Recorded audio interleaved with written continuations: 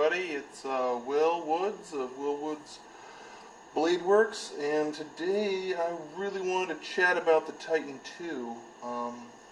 There have been a lot of changes from Gen 1. I think we're gonna talk a little bit about materials. We're gonna talk about hardware, some different ways that I'm actually going to be producing these. You're going to see a lot of changes, not to the overall theme, I would say, but definitely trying to get the quality up there and continue to keep moving it on. So the first thing I would say is the old knives, we were using a 3V. The prototype was in 5160, but this was done in 3V, and the 3V is great, fantastic. Love the steel, really abrasion resistant for how much toughness you get. But I live in the south here, so corrosion is a big deal, and I figured stainless this time around would really put something extra into it. I've kind of focused on making sure to get all stainless parts this time around. Last time I had some mild steel oxide screws. They have a little rust on them if you're not careful, and also the thrust needle bearings that I was using last time had some rust issues if they weren't properly maintained. So I kind of wanted to take the guesswork out of it this time around. First of all, the pocket clips. Last time we were looking at a carved clip. This time we're doing a bent clip. We're going to get several things from that. We're going to be using a 63 thou grade 5 tie, water jet clips, and then of course they'll be bent and set myself. I really wanted to do this, because it was really hard to try and put an over travel kind of stop in here to try and retrofit it. I ended up, in the end, instead of retrofitting Gen 1 to work with an over travel stop, I really wanted to make sure that Gen 2 would incorporate this feature. So Gen 2's clip is going to go over the lock bar right in this area and interface here, keeping you from extending this lock arm too far over. It hasn't been a big issue, but some guys have talked about how they've had to break the knife apart and retension the bar. So really wanted to take that out of the equation. The next thing that I kind of wasn't completely satisfied with Gen 1 was this really long lock bar. It looks great and everything, but because it's so long, there's a certain amount you can see of give that happens because it's cantilevered over a really long area, and that means that the detent can feel a bit mushy because I'm using a stop pin / thumb stud that interfaces here, and then when it locks up, it interfaces here as well. This was great for a first time around, but I want something. I mean, everyone knows that tie is softer than stainless, so over time I don't want any of these surfaces to wear. So what I really want is I want steel on steel. I don't really want to have to deal with the titanium galling over time. So that's why the new design deletes the thumb stud / stop pin and goes for an internal design utilizing hardened 1/4 inch stainless stop pins, and that'll interface on the interior of the knife. There's no cutout. It's so you don't get any weakness. It'll just pocket in two different spaces. Instead of pocketing here and here, it'll pocket inside the actual frame. I think this is going to make for a better knife, more solid knife, and I think it's also going to take some of the complication out of tuning these things so that they feel just right. As before, we're going to be using 3/16, 187 thou tie, grade 5 of course, 63 for the clip, and then this is the thickness we're going to be using for the scales. Same as before, except this time I've actually increased the size of the hardware. So this is the stainless hardware I will be using. The last thread count was a 440 screw. So this time I want to do a 632. It's a little beefier, it's easier to tap. I know last time I broke so many taps trying to get this titanium done right. So I think going to a larger screw, not only, I mean, this is an overbuilt knife, so going to a bigger screw can't hurt anything, right? And then the next thing also is backspacer. So I use standoffs on Gen 1, but for 2.0, I really want a little bit more meat back here, and also these things cost about $3 a piece. They're wicked expensive, and actually the place I was getting them has discontinued it, so they don't offer the 300 thou thick triple barrel spacers. So I decided to do a water jet spacer this time, and that's what this billet's going to be used for. The spacer is going to be the same as the blade. It's going to be S35 VN. I really was impressed with S35 VN. Talked with a lot of guys about what they're using these days. I'm sure you know Chris Reeves has gone exclusively to S35. In fact, I think he helped develop the alloy. A lot of makers are switching over. What it will not give you is a harder blade than S30, and that's not the point. The point is to have something that's easily maintainable that almost gives you the edge holding of S30. So you get about 80% of the S30's capability, but you're able to sharpen it yourself and keep the edge. So I think that this is a compromise that in the end is going to pay off in the end. So this billet would be for back spacers and a few things. I got these from Aldo. It's all surface ground steel. He told me he was shipping me $270, but when I mic'd it out, we're looking at yeah, closer to $280. So really, really beefy. Last time around, the blades came out, I mean, obviously I ground these down to finish, so around $265. So it might be a little thicker than last time, so it might even be thicker. It depends on how I like the look of it. If I like it at 280, we'll keep it at 280, but if I feel the need to thin it out, then we'll do it that way as well.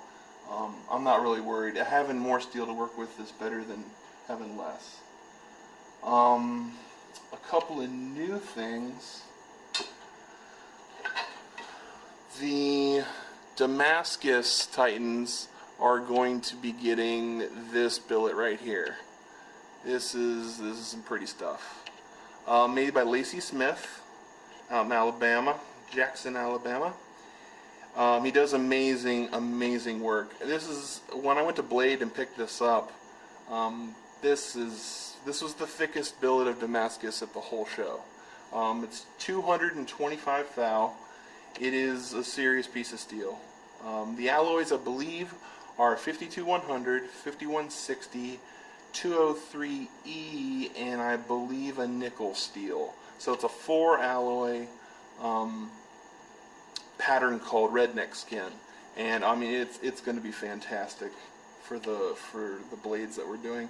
There's going to be 6 Damascus Titans. They're all spoken for, so don't even bother. And then I just picked up the other day from Alpha Knife Supply a nice little piece of Damascus. So this is a white alloy of Damascus. He calls it white Damascus. It's 3 alloys of Ti. I believe it's commercial pure, grade 5 and grade 2. Don't quote me on that. But this is called his Moore pattern, and it's fantastic. I'm going to be making a few pocket clips out of this, but not many. And I haven't decided what knives are going on, so don't don't bombard me asking for the special ones, because I only think I can get 2 clips out of this piece, and this piece of material cost me $122. So, okay, so we've talked about steel, talked about the tie. Let's talk about hardware next. So last time I used AKS 1/4-inch pivots. These are fantastic. Probably the best 1/4-inch pivots made. They are to an extremely highly precise pivot. And what's more important though is this non-standard threading they use. It's 64 threads per inch, so you're able to get a whole lot of adjustment with very little turning, which I really like. So sticking with this 1/4-inch pivot, we talked about stop pins. Okay, so let's talk bearings. So this was the bearing cage that was used in Gen 1. You can see it is a thrust roller bearing cage. It's pretty large, except it's a 1/4-inch pivot, and the exterior diameter, I believe, is close to 3/4 of an inch, which means it necessitates quite a lot of material around this area to fit this large of a counterbore for a bearing. That means that there's kind of a lot of space up here that's just being taken up by the pivot alone. So what I've done is we're going with GTC bearings. So the GTC bearings from Jantz are full stainless. So that is a stainless bearing cage and stainless ball bearings. I believe the old bearings were 52-100, which is not a stainless. So I was finding that if not properly maintained, that these bearing cages, they could corrode. With oil, not a problem, but without oil, they could corrode. Now, as you can see, these new cages, they are all stainless, and it's the same thickness overall. It's a 78 thou ball, but it's only in a 1/2-inch cage. So it allows me to free up a lot of space right around this pivot area, and it means that I can make a shorter closed knife that's just as long open, which I think is something we can all agree is a good thing. Talking about more bearings, then we're going to have to talk about the new HRD system. So I got to talk to Hoback at Blade, and he kind of gave me the rundown for his HRD system. Now what you see here is all stainless.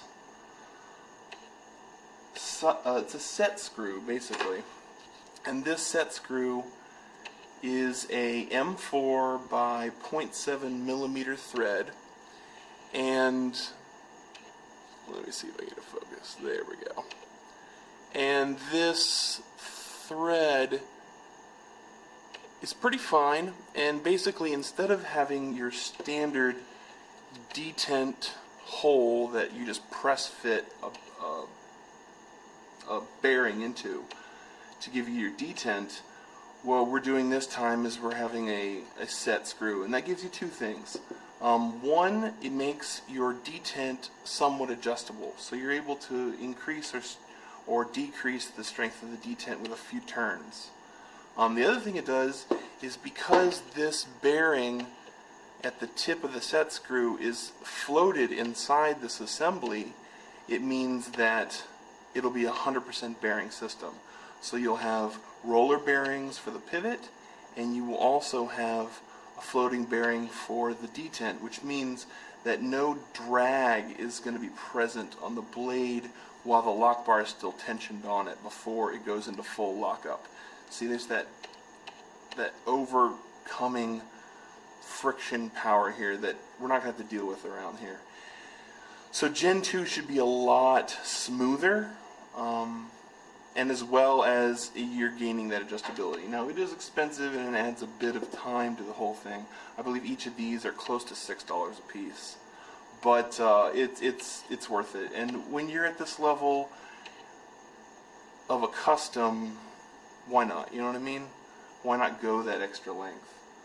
The lock bar is changing as well. When I was at Blade, I talked to Greg Medford, and he said first thing he would change is he would shorten this lock bar up, and I have by about 3/4 or a ½ inch, and then he would also increase the relieved area. Now, as you can see here, I just ran a ½ inch ball mill through here on all the first generation TiTANs, and it basically made for a very thin area that was being stressed over and over and over again. Now, I don't think it's going to fail, but he suggested that I increase this relieved area to decrease stress, make it easier to open and close, a bunch of different things that are going to help.